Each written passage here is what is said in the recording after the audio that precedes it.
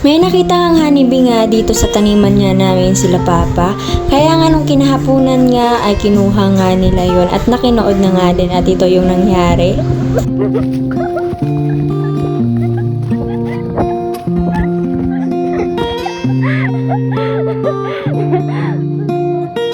Pinausukan nga muna pala nila para nga umalis talaga sa lungga yung mga bubuyog. Dahil nga kapag hindi nga talaga pinausukan ay wala din mangyayari talaga, hindi yun kakayanin. Dahil isang kagat nga lang talaga ay sandamakmak na talagang dadapo sa katawan mo.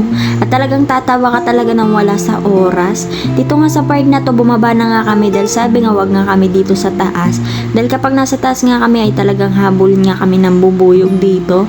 Kaya ang ending nga ay bumaba talaga kami dito. Pero takot talaga ako dyan bumaba dahil nga sobrang dami talaga ng bubuyog. Sayang nga lang talaga hindi ko talaga napabidyohan nga talaga kung paano nila kunin nga talaga yung mismong honeybee. Gusto ko sana nga makita yon kung paano nga talaga nila gawin. Kaso nakalimutan ko nga din talaga mag-video at konti nga lang talaga yung record na video ko dito. Umakyat na nga sila dito at may dala nga pala sila ditong bag at plastic para nga lagayan nga ng honeybee. At dito nga pala sa pagkuha nga talaga ng honeybee, kailangan mo talaga mag-ingat.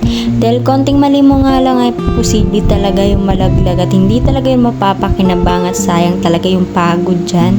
Sobrang nakakapagod din naman talaga yung pagkuha nga talaga ng honeybee. Ang tawag nga sa amin ng honeybee na yan ay putsukan o liguan. Sa inyo ba anong tawag niyan? Bali nga pala ang tawag niyan dito sa amin is putsukan o liguan. Ito na nga pala yung mga bubuyog nga na galing nga dito nga sa malungga nila. Dito sa part na to umuwi na nga din naman kami. At eto na nga ang dala-dala ko is mga uod nga pala to na pwede pa nga talagang kainin. O diba? Hindi naman to madumi guys. Actually gamot nga to. Ang daming benefit ng honeybee. Ito na nga pala yung lahat na nakuha nga namin.